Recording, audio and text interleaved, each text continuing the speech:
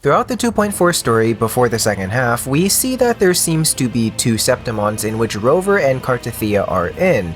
We don't know which one is real or not, but we do know that they are in two different ones and cannot get to each other. But ever wondered how Cartethyia ended up in Septimont? Yeah, I have as well, and I may have an answer for you, and technically we were already shown how she got there. It's from Cartethyia's Resonator showcase. Why do I say this?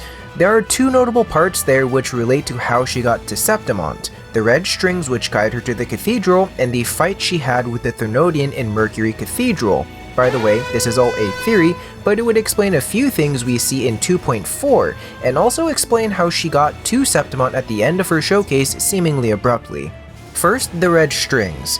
To me, the red strings are most likely related to the Fractsidus. We know that they are very strong first and foremost, but also possess powers that are very interesting. Christoforo looks like he can create fates or alternate stories as seen and told to us in 2.4's first half. We don't know entirely what that means yet, but nonetheless, on the face of it all, it's a very strong power. Meanwhile, Phrolova's main power we see from her is something you may have all forgotten. She manipulates things. It's most notable all throughout 2.0, but also in 1.0 as well. In 2.0, she literally controls the skies and parted them to night. She can corrupt echoes, she can summon her own echoes, which has been established ever since 1.0, and is seen in the ending cutscene of 2.0 when fending off Rover. Also, in her literal fight, she controls the Thespian of Coronation to fight for her. But remember, she also literally controlled a Rover against their will. I definitely think Phrolova was the one who was creating those red strings and led Fleur-de-Lis to the cathedral as a part of the Fractsidus' grand play.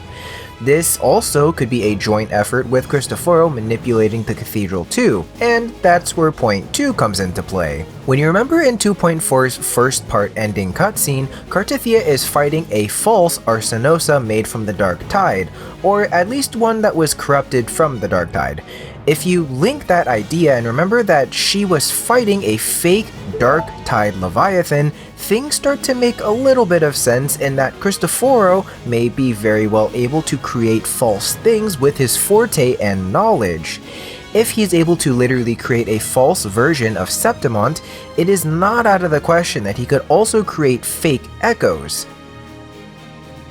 You sought to revive the Blasphemous Poets Society, spreading their legacy to stoke the fires of prejudice, and through my aid summon daemons to sow fear across Ragusa City.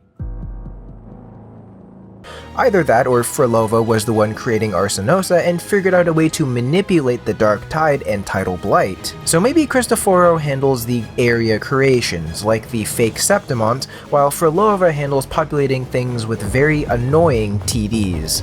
So, here's how I'm theorizing things have gone down in a timeline kind of way. After 2.2, Cartethyia roams Renacida and is able to go to Septimont initially from Dawn Arrives. She said at the end of the quest, after all, that she wants to get stronger, so it would make sense that she'd want to go to a land of fighting before a still corrupted Ragusa. After realizing that the Dark Tide still roams in Septimont and saving the locals from it, I think she then seeks to go back to Ragusa as a returning Blessed Maiden for information. Remember, Fenrico is working alongside the Fractsidus, so if Ragusa got word, so did they. That means it's prime time to set up schemes. Fleur-de-Lis then arrives in Ragusa, is met with resistance from the Order, which was all a ruse to lead her to a fake cathedral. She's manipulated to fight fake echoes and a fake Leviathan, all within this potential sonorosphere or afflicted area. During that time of being misdirected with the fighting and the past frequencies of Leviathan, she was being taken to a fake Septimont weaved by Christoforo. Who was the one that was taking her there? Hear me out. This could be Scar's contribution to things. We know he's able to teleport things, and that he's going to be making an appearance soon. I also don't doubt Phrolova, though, could be strong enough to also do that, or have similar abilities, so who's to say. but the final cut in her showcase is her cutting out of that fake dark tide infested cathedral into the now corrupted city of Septimont, weaved by Christoforo's obsessions. And that is when 2.4 kicks off, give or take Cartethyia exploring around to find the dark tide source in Septimont. Part 2 is coming out soon, but I wanted to get this out before since I'm excited, like very excited, but I want to know how right I may be in my educated guessing of things, so we'll have to see.